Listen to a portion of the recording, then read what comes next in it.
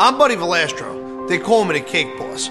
Growing up, my dream was to work with my dad to make our family bakery a household name. But on my 17th birthday, my dad was diagnosed with lung cancer and died 3 weeks later.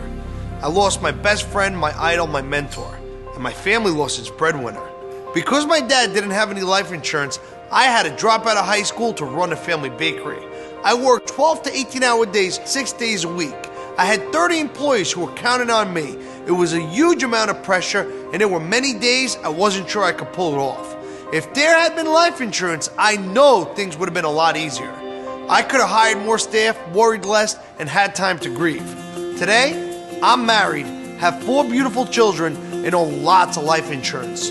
When you die, your loved one shouldn't have to work around the clock to survive. Make sure they're protected with life insurance. Learn how life insurance can protect the ones you love. A public service message from the nonprofit Life Foundation.